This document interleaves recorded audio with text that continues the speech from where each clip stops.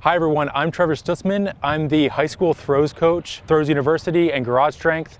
And today I'm gonna run you through a high school team throws practice. We're here at a high school, we've got about 5 to 10 kids out, and I'm gonna show you how to keep them moving through throws, what to start with, and just a simple layout of a throws practice. All right guys, so first off, right off the bat with a standing throw, I want you to think about with your right foot, put your right foot right in the middle of the circle. So think directly in the middle of the circle, maybe a little bit to the front, and then your left foot's gonna be touching the toe board a little bit staggered back. And then you're gonna jam the shot into your neck, your elbow's gonna stay high, and then you're gonna rotate, twist your upper body back over the right foot, throw the left arm out, and throw. So each time you get in the circle, I want you to think about, you step into the circle, where do your feet go? You're gonna have a stagger in your feet. You're not gonna be lined up straight like this. The left foot's gonna be back and the right foot's gonna be in the center of the circle. So there, there your elbow's turning down a little bit. Why don't you actually, you could go off to the side and just do a couple just releases here and just kind of feel the shot flicking off your hand and just maybe take like 5 to 10 little flicks into the grass just off to the side.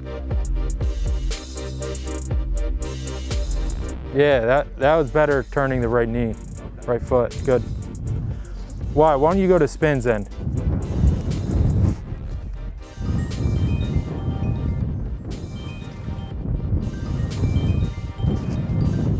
Good. Let's do one more round of standing throws and then I'm gonna show you kind of the basics of the glide. All right, so one of the reasons why you're finishing down here, let me step in real quick. So your feet are a little narrow here, and then it's kind of hard for your hips to rotate and your upper body to rotate through. So if you bring your right foot this way more, now you can open up more and finish around into this side of the sector a little further.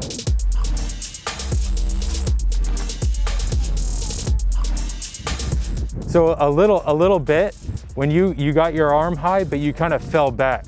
So you can kind of think like pushing straight out into the sector a little more. So my goal in any high school throws practice is to make sure the circle never gets empty.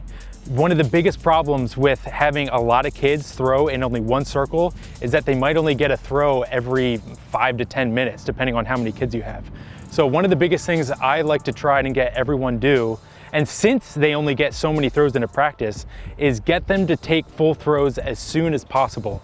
Get them into the glide, get them into the spin, get them taking full throws so that they can have that volume and get the feeling in the circle, get the experience they need to start throwing further. The circle should never be empty. As soon as one person throws, the next thrower has to jump into the circle right away. Instead of having everyone talking and fooling around off and back of the circle, have them do something in between throws. So today I'm gonna have them take med ball standing throws, med ball squat throws, and you can even have them do drills too in between throws. So have them take a throw, then have them take maybe 6 to 10 med ball throws, 10 to 15, 20 even drills in between each throw. And that way they're not just sitting around, they're not just talking, they're paying attention to what their body's doing, they're paying attention to throwing because that's what they're here to do. And then when they get back into the circle, they have a little bit more cognitive awareness of what they're trying to execute. All right, I'm gonna show you the glide. So if you can all come around a little closer for the glide. And one thing I want you to think about with the glide, and this is for throwing in general, that like technique is more important than anything else. And this is a very specific movement. And when you guys are in the circle, you need to be focused on what your body's doing.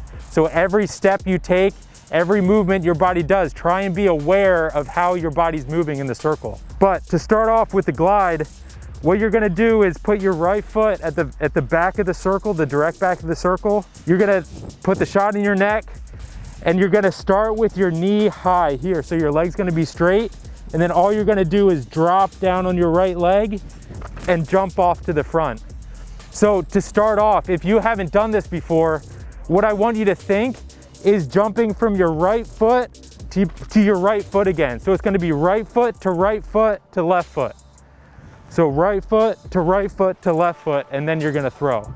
So we'll just start with that, go right into full throws then.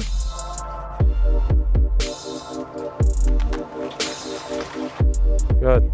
Now, what you want to think there is when you're getting to the front, you're kind of standing up. Try and stay a little more bent over, the right foot in the middle. All squared up to the back, and think like you're going backwards across a circle. Yeah, and even, so try and you're just gonna jump backwards and land again, still facing backwards. Yeah, good. Then do that and then throw. All right, yeah, that's the basics of it. Now, still think like staying facing back as long as you can through the circle. And then at the very last second, turn and throw. Start with your right foot right at the back of the circle. So, yep, right there. And then you're gonna face backwards. And then you're gonna jump backwards onto your right foot again. So it'll be right foot to right foot. Like this, and then that. Yeah, think of it as like just a one-legged hop. So a one-legged hop onto your right foot. Yep, just like that.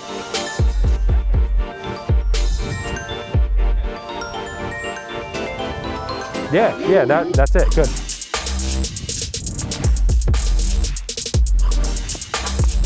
Oh, yo, you just killed that.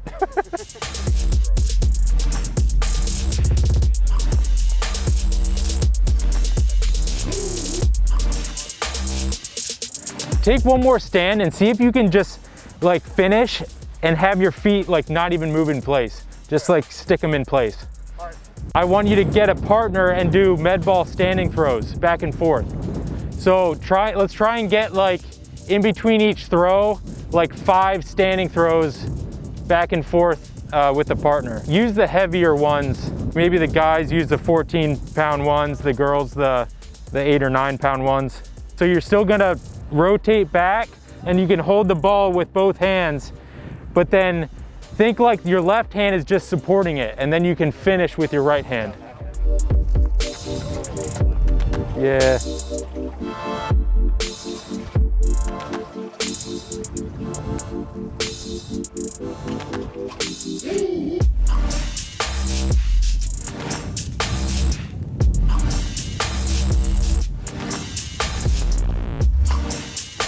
All right.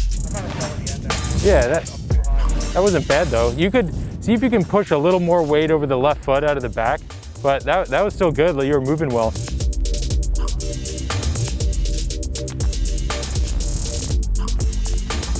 That was good. Yeah. There, that was. I tried to get my leg open and stay in the circle. Right. Even like you took it slower there, and that's like just do that until you feel comfortable. You get consistent.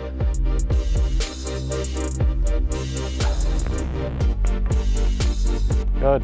Yeah, saved it. Throw as much as possible over anything else. Get in the circle, take throws as often as you possibly can. When you're in the circle, focus on what your body's doing. Think about one thing. So take one thing and think about that each time you're in the circle. I touched on a couple different things just because this is, I can't work with you all the time. But on a normal day, try and just take one aspect of your throw, like just holding your arm back. Just keeping your right foot down at the front of the circle. Focus on that one thing.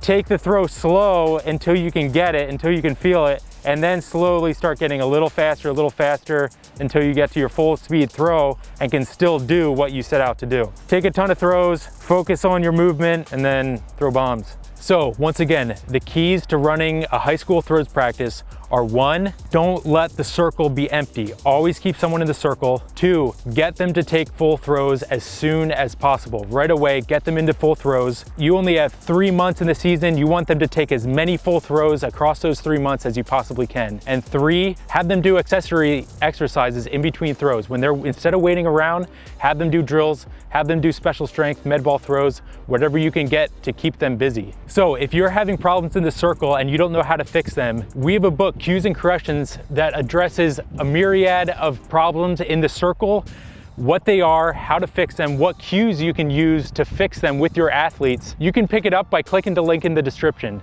If you want to learn more about throwing and throws coaching, click the link right here. Other than that, have a good one, guys.